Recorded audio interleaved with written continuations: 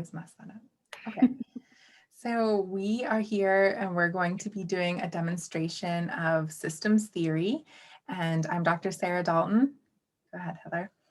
Hi, my name is Heather Deschaine. I am a PhD student in the Counselor Education and Supervision program. Great. So the reason that I picked systems theory for the theory troupe today is because I work with a lot of couples and therefore very involved in their family and their family system and what's going on in their home. And also when I do see individuals, often they are talking about relationship troubles. And so that automatically is a system. It's not just the one person. So it's a theory that makes a lot of sense to me. It's always kind of stuck with me as a base for how I lead therapy. It is not the only theory that I use at all, but we are going to try to demonstrate some systems theory in our session together.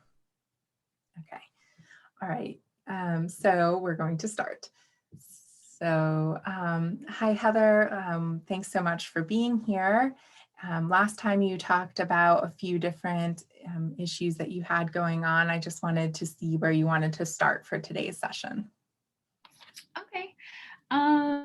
I've been having a lot of disconnect with my spouse since I started my new job. I've been here for probably about a year. But it is pretty different than what I was doing before. So he doesn't really understand kind of the rigors and the demands of my job. And so I feel like we're not always on the same page about things. Sometimes I don't even feel like we're in the same chapter. But because of that, he just doesn't really understand what I do. And he's in a completely different field from me. So he definitely struggles with understanding, why I chose this profession and why I want to do what I do and work with other people. And so, over the last few months, it's just gotten progressively worse. He's been very distant. He doesn't really want to talk about my job or my work or what I do. Even if I try to change the subject and talk about other stuff, he's not very interested. So, of course, that's in turn caused a lot of anxiousness for me, not wondering what I can and can't talk about with him. And just kind of being on edge about his mood on a day-to-day basis and that kind of thing. So that's kind of where I am right now. It's been pretty stressful the last, like I said, couple months. It's just been getting kind of worse and worse. So the connection between the two of you is really struggling right now. Oh, absolutely. Yeah, for sure. Can you tell me a little bit about what the connection between the two of you was like before you started this new job? Yeah, so we had a lot, when we first started dating, we actually realized that we had very different interests. And so we had to kind of get creative and learning new things that we could do together. And so we've learned that we really like to do escape rooms together. We like puzzles and games and that kind of thing. And so for us, prior to the last few months, we really enjoyed, we live in kind of like a metropolitan area and they're called the Seven Cities. So we would try to go to one of the other cities to try new games that we could find.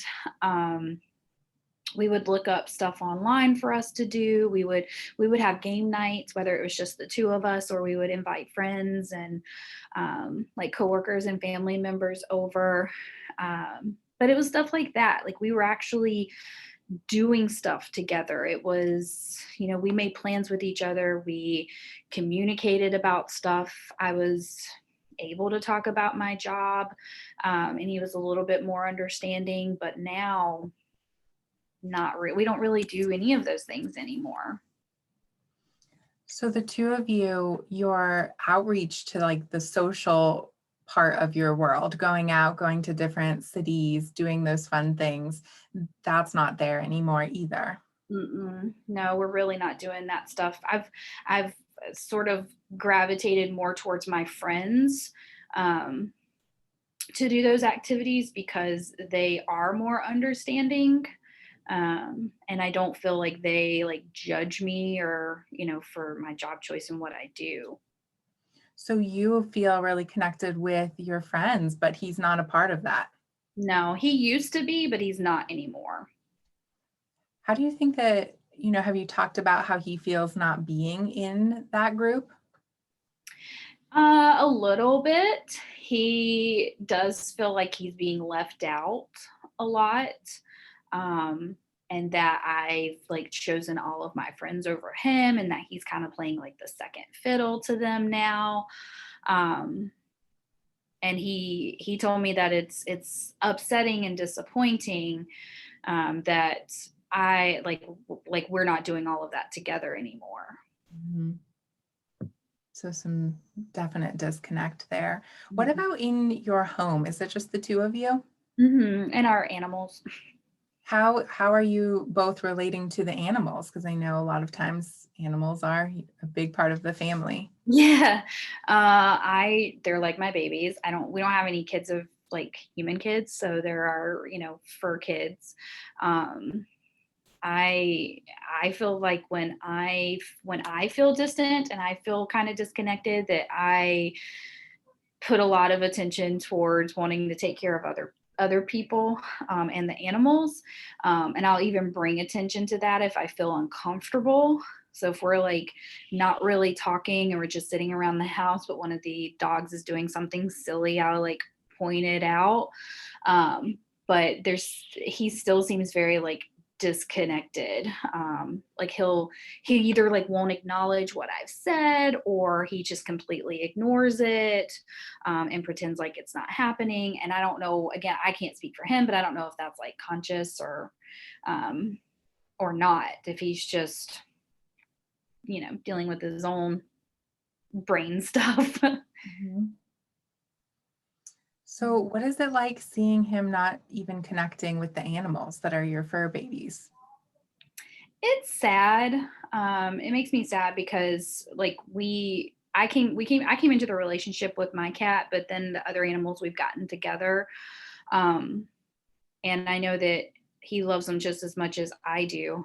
In fact, my cat loves him more than she's the one that I came into the relationship with, and she loves him more than she loves me.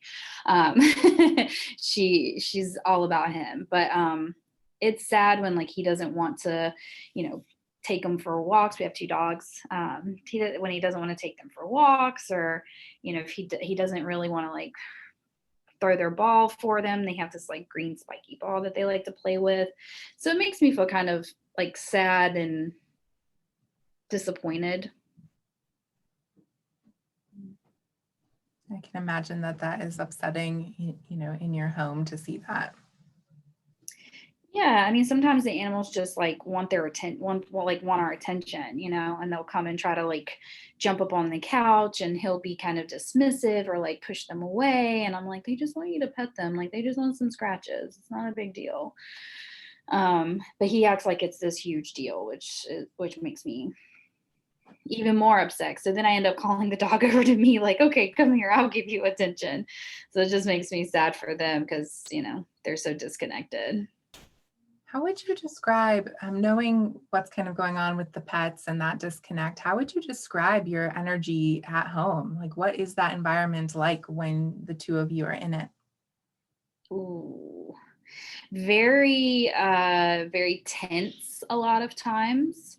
Um, Almost like walking on eggshells. Like I don't really know how I'm supposed to react, or I don't know what kind of mood he's going to be in, so I don't know how I can and can't react to things. Even if I try to be, and I have a very outgoing, like joking, silly personality. So even if I try to like joke about stuff, he doesn't really respond to it. Um, and so, and I'll point it out, like, I know you had a rough day, so I've been trying to like kind of lighten the mood and kind of joke about things and be silly, um, and try to cheer you up, but I see that that's not working. And so at times things are really tense and really like I said, walking on eggshells. Um, I would say that's probably 80% of the time. The other 20% of the time is me just kind of minding my own business and staying to myself, so that I don't upset or disrupt his mood. So either quite tense or avoiding. Pretty much, yeah. And so you mentioned that you go to your friends for that connection. Hmm. What about your family? Are they a source of support? So not really. Where I live, I'm 4 hours away from any of my family members. All of his family is in this area. So I moved here years ago to like start a new job and everything, and it's just kind of settled here. So all my family's back home. Um, but I feel like my parents, and I'm an only child also, so my parents put a lot of pressure on me to be like successful, and to them that means in all areas. So relationships and career and academics and all this stuff. So I've already been through a lot of failed relationships, um, and a lot of the responsibility was put on me, for why they failed. So I don't really go to them for um, like emotional support because of that, just because I don't want that to be put back on me as to like what am I the one doing wrong in this relationship, because I know they really like him and they really respect him, and um, I also don't want them to like view him negatively because of anything that we have going on. So I really don't talk to my parents that much about it. And like I said, I'm an only child, so I don't have siblings that I can go to. I have cousins, but I'm not close to any of them. So I really just don't have that type of family that I can talk to. And what about with his family because they are in the area? Are they any sort of resource that you reach out to, or do you try to kind of keep that separate because they're related? Yeah, so I've never really felt close to his side of the family, um, for all different types of reasons. They saw me as like this outsider, and um, I came in as not from this area. They look at me as, um, they thought that I thought I was better than all of them, which is not the case, but that's kind of how it played out. I always felt very awkward around his family because we are so different. He's one of 5 kids, and I'm an only child. So there's a lot going on there. And so at his family get togethers, it's always very chaotic. And for me, that was always difficult because I'm not used to that. And so I always really distanced myself from it because I felt uncomfortable, and they viewed that as me distancing myself because I didn't like them. Um, which I've explained this to him a million times. It's not that I don't like your family. I just don't know how to interact with them because we're so different. Um, and so he and I also had very different upbringings. And so I think a lot of times uh, he points to that as a significant difference, and I deal with things differently than he does because of our backgrounds. And so I do not talk to his family that often. I might like text his mom on holidays or birthdays, and that's about it. We just do not have that relationship. And so that's kind of similar to what you've said with your parents, that you don't tell them all of that information, right? So when I'm thinking about your systems in your life, your parents aren't really one that you confide in about relationships. You wouldn't confide in his family because they're overwhelming and a bit chaotic and so different. And then in your home system, it's very tense, or you're avoiding one another. So far I've heard the outreach to friends, and you did mention about work. So can you tell me a little bit about your work environment? Sure. I work as a substance abuse counselor for we're a pretty big agency, but it's like a private practice essentially. But we treat opioid use disorder. We have multiple locations throughout, like our metropolitan area. So I actually travel to 3 of our locations to work throughout the week. This is like my home base, and then I have 2 other offices that I also work out of. So here I'm one of the like primary counselors, and then I work with a bunch of other counselors as well, and then I have like my main supervisor. She's both like my work supervisor and my like clinical supervisor for like residency here in my state. So here, um, it's weird because I feel like I'm not in control of a lot of things in my life, and there's not a lot of things that I'm certain about except for what I do here. Like this, I know, I mean, obviously there's cases that come through the door and I'm like, what do I do? But I feel very confident in my ability to manage this in my job and, my clients and the relationships with other counselors. And I love what I do here. So this, I feel like this and like my friendships are the 2 areas that I feel very comfortable and confident in. And I love coming to work and I love doing what I do here. So I feel like here I have a really, really good support system. Again, like I have a great supervisor. She's, has like a open door policy, always call, text, whatever, come next door. Her office is right next door to mine.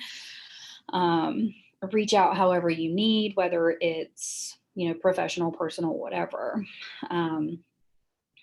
So yeah, that's pretty much about my job. I feel very confident in what I do here. Yeah, I can tell that.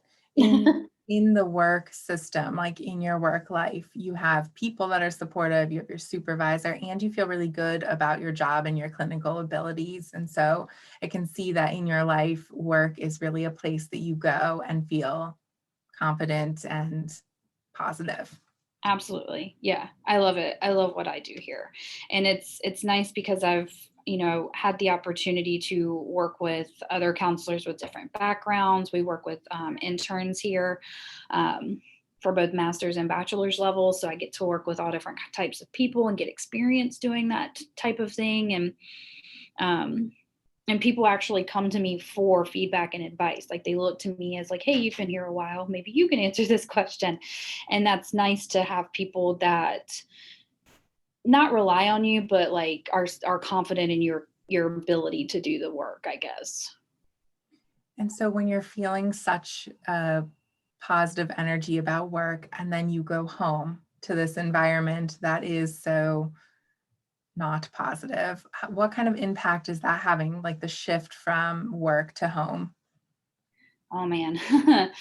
So I usually it takes me about 30 minutes to get home from work, depending on which office I'm at. But I usually use that time as like my decompress time so that I don't take out my work stuff um, on him when I get home. Like if I had a bad day at work, or if I had something happen at work, I use that as like my time to kind of get my mind in the right place. But it can feel the best way I can use to describe it is deflating.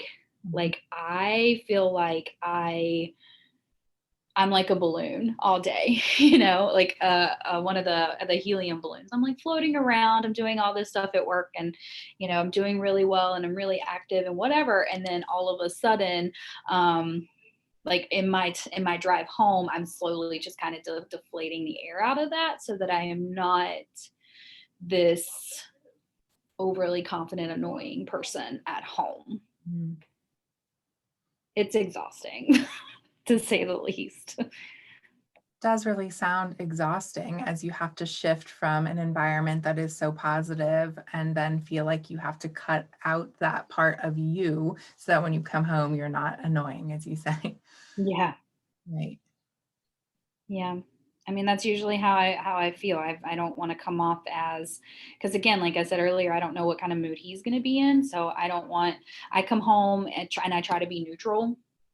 Like, I don't, I'm walking through the door and it's like unknown territory. What's the mood going to be like today? Okay, not great. Let me be more subdued. And I feel like that doesn't really match the personality that I have. I feel like I have a very outgoing, um, very positive, fun loving, extroverted personality. So for me to have to be the opposite of that is really, really, really hard.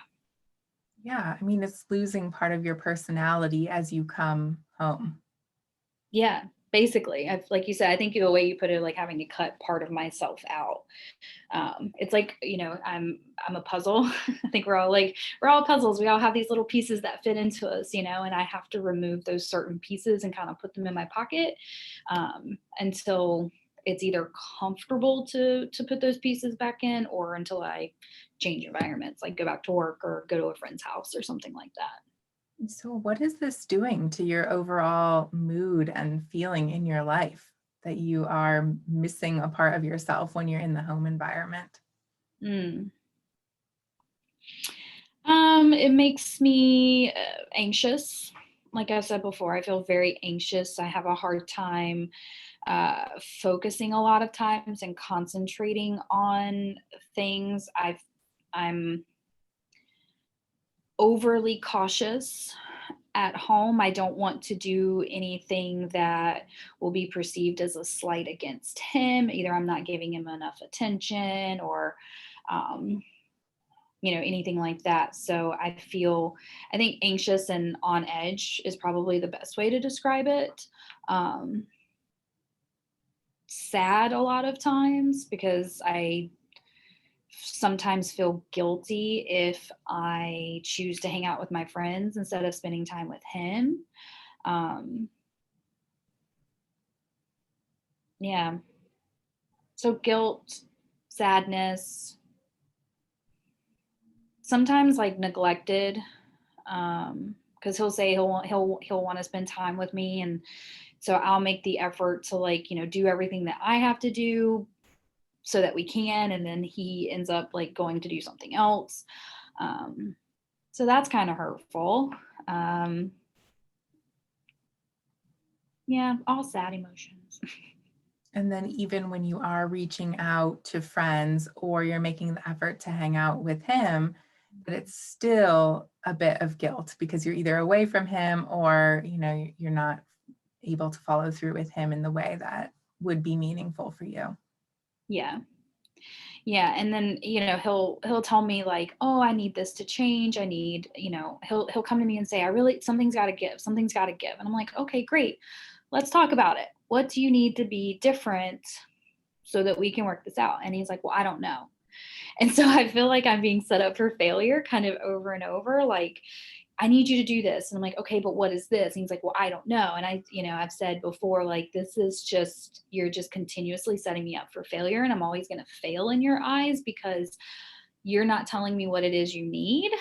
And so I'm going to constantly just fall through the cracks. Um, and so it's just this kind of repetitive cycle. Even if I do reach out to him and I do extend like that offering, it's not always like, grabbed onto. It's not reciprocated. So yeah, a lot of times I feel, like you said, guilty, that either I'm not doing enough, or I'm doing something but it's not what he wants, but I don't know what he wants. So it's just like discombobulated all over the place. Because there are so many different feelings going on in your home, and they often are even made worse by going outside of the home, right? Like, to Mhm. be so good at work and come home and then feel not so good, to reach out to your friends but have that time take away from him. There's this tension. So if you were to think about what in your life might change to make any little part of this better, can you identify any part? Hmm.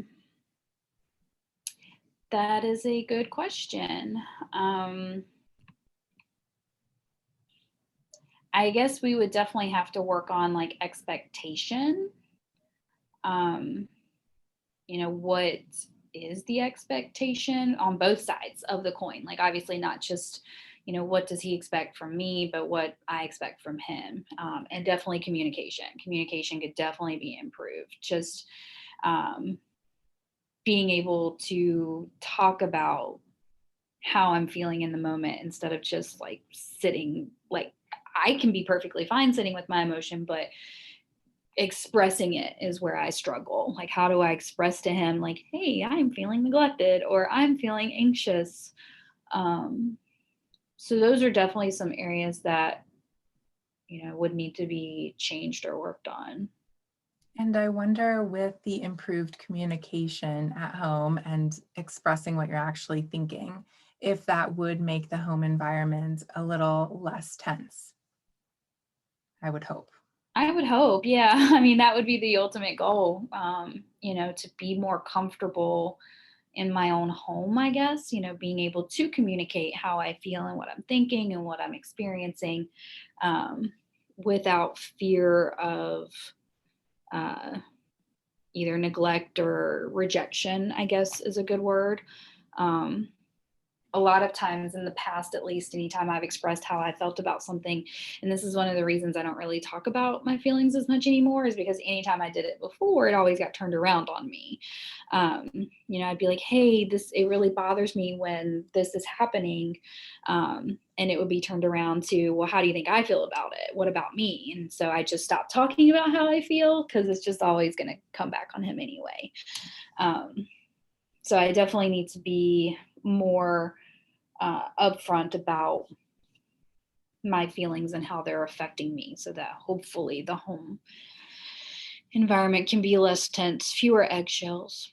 Right. And I think one thing that's important for our work together is just to remind you that he has his own systems going on in life as well, right? Like, Yes. yeah, so he has the impact of his family, and he has work, and he has how he feels at home. Absolutely. And in our therapy together, we can't fix him. But I do think as you're going home and you're thinking about expressing your feelings, to remember that he has all those different areas of life that are coming into your relationship. I think that's important.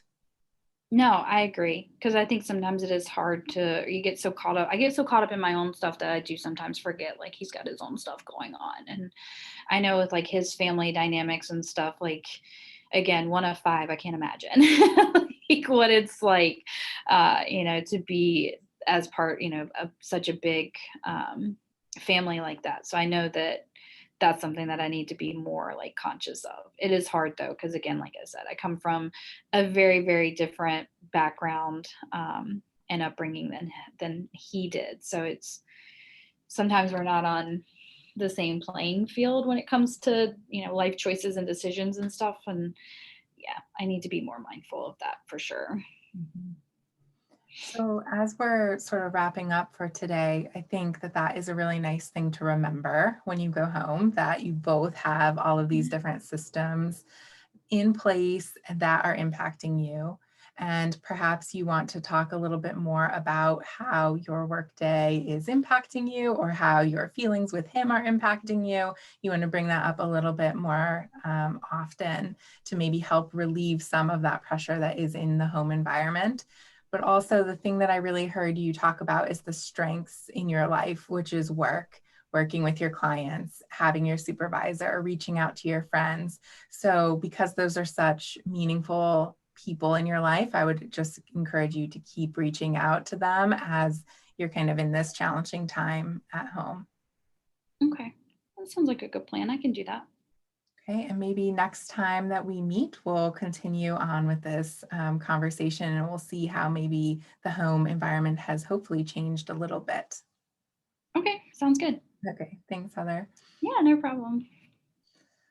All right, we will end there. You all can come, you can come back if you'd like, or not. That's fine too. Hi, Shane. No, we want to stay off camera. Oh, goodness. Well, what are your thoughts? And well, actually, I'll start with Heather, since you were the clients. What are you thinking? Systems theory is actually something that I'm more interested in, especially because I do work as an addictions counselor.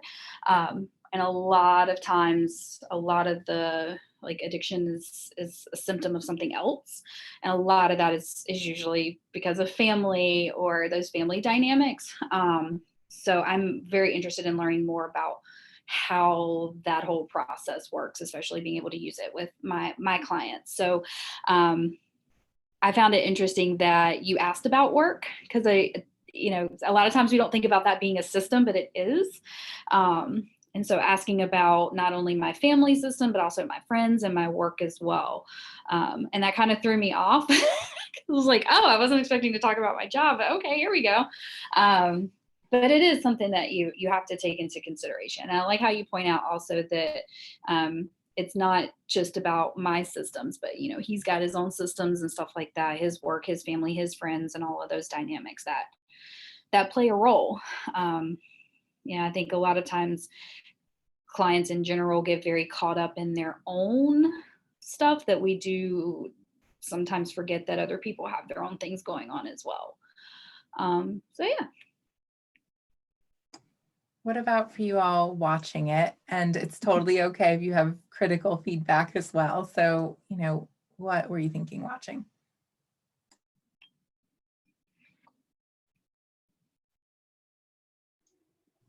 Okay, I'll go first. So I don't know anything about the systems theory. Haven't studied it yet. So from what I gathered, essentially it's like illuminating an individual's systems and identifying how those systems are affecting that individual. And it almost kind of allows you to identify like when they come to you with an issue, sometimes it's kind of hard to identify why that issue is. But like by identifying the systems that a person has, you can identify where some aspects or factors might be playing into the main issue that the client's having. So I like it. It just really opens up a lot of opportunity to evaluate why a client is feeling a certain way, as opposed to it being just solely the client. Like you're opening it up to more of like the environment.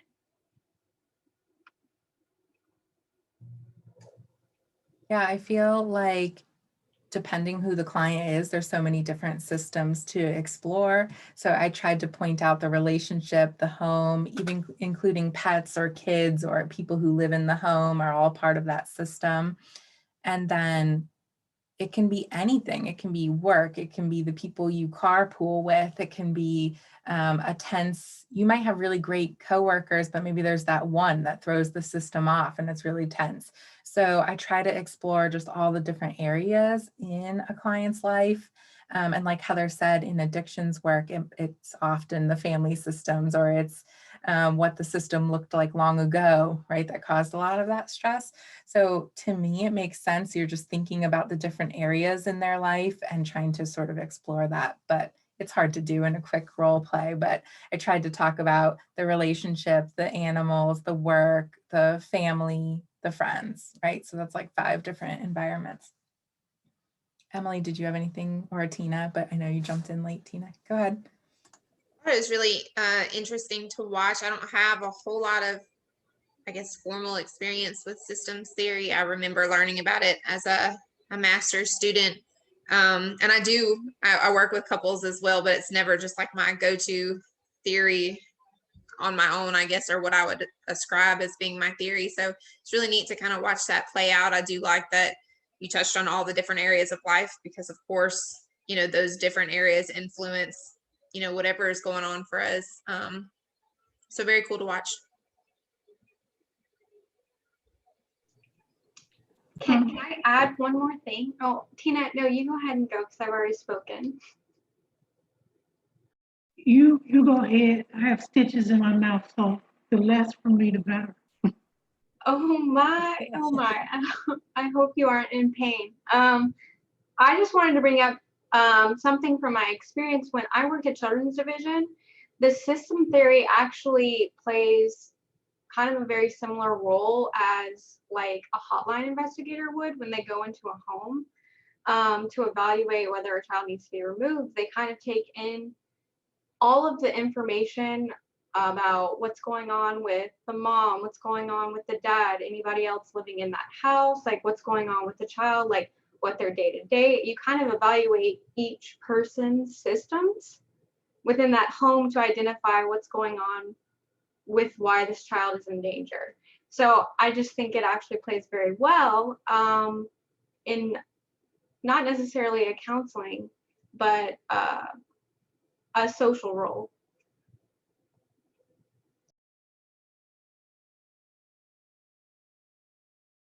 So when I jumped in, I said, okay, I think they're role playing.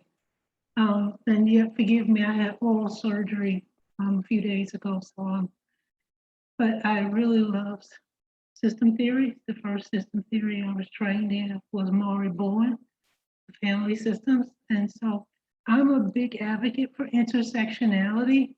And so to watch how Dr. Dalton, you were engaging Heather, I said, okay, yeah, this is awesome. Because I often think that there are a lot of things that are at play. And as you pointed out, it could be the work system, it could be the family, it can even be the biological system. Sometimes people in midlife crisis or, someone's hair is starting to thin or medications, So there are a number of things. So I just thought this was just totally awesome. And thank you. So one thing that I probably should have noted is that you often hear of Bowen's family systems theory. And in that theory, it's very, very focused on the family system. And that's where the genogram comes in, and you talk about where you have strong relationships and not so strong, and where a family member has kind of fallen out of the family system. I sort of have that, I guess, in the back of my mind, but I try to think more about like what we've done today, sort of those life systems. And I have a few notes that I wrote down that I thought maybe were important. I try to figure out what the systems are in the person's life. And then also the idea of homeostasis. So when is it steady? When is it maybe too stagnant? Like, I think that's a good thing to look at, especially when you're talking about relationships. And then adaptation, like when do we change? When does the environment adapt? When does it feel a little bit more positive? So in Heather's situation, like what would make the home feel a little bit less tense? Or what would make it moving forward, working better in the relationship? Like try to investigate that. And when do you get that feedback from your system? So if Heather goes home and tries something and gets really good feedback, maybe it's even just a less tense environment would be the good feedback, then that system has evened out a little bit. So those are kind of a few little things I think about. When I work with couples, like Emily was saying, I've made up my own sort of systems that I try to go through and talk about, and I can say some of them, but it's everything from like your social system. Who are you hanging out with? What are you doing? I talk about finances because I feel like that is a very strong system that can cause a lot of stress. I talk about beliefs or religion. That is a system in a family's life and in a couple's life. And even if you don't have like a formal religion, you have some sort of beliefs that run your life, right? Values. I talk about education, motivation in your job. I think those are huge systems, and it came up in Heather's talk, right? Like education and the job is important. And then other sorts of intimacies and connections like physical intimacy and sexual. And I think if you don't talk about them, couples won't bring them up. So I've kind of made up that like list of systems that I work with couples and talk about. Do any of you have any sort of questions or thoughts about implementing systems theory in your future?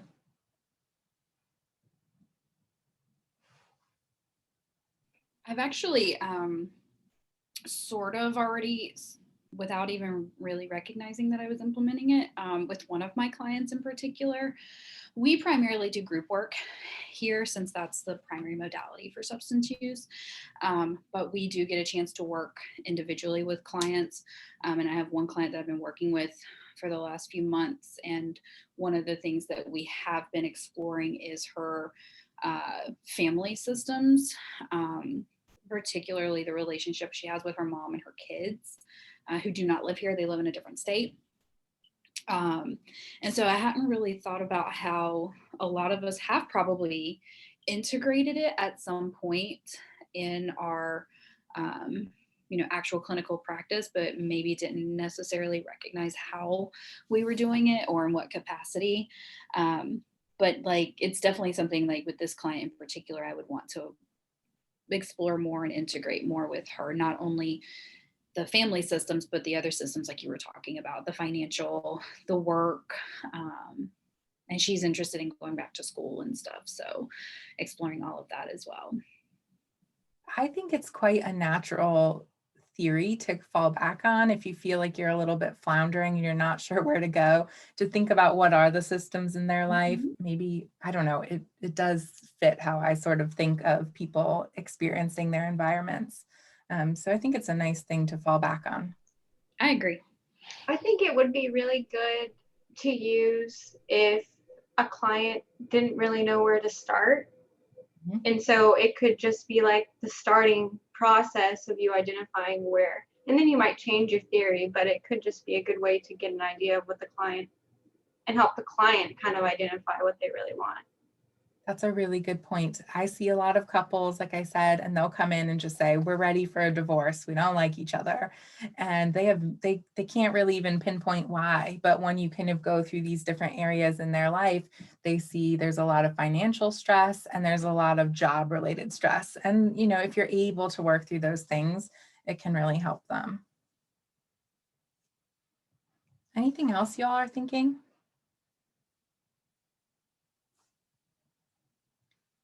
If not, I'm going to stop. Oh, Go ahead, Tina. Go ahead. I was just thinking about how some of, like you're saying, with the systems, we can identify when some of it get transferred into other areas. I more so see it with parents, with children, you know, and it comes out in other forms, especially for people who were raised in abusive family systems, and that when they become adults sometimes, when they have to engage with their workplace and those in authority, or even with those who are subordinate to them, and it's just, you can see it sometimes play out in those dynamics. So that's a way I kind of segue with those who are having work difficulty with relationships and kind of piggyback off their family systems when it makes sense, that is. Right. And I mean, I think thinking about the family system, or at least asking about it, applies to everyone, whether they have a good family or a not so good system, right? So I think that's a really good point. Well, I'm going to stop the recording since you all have given your feedback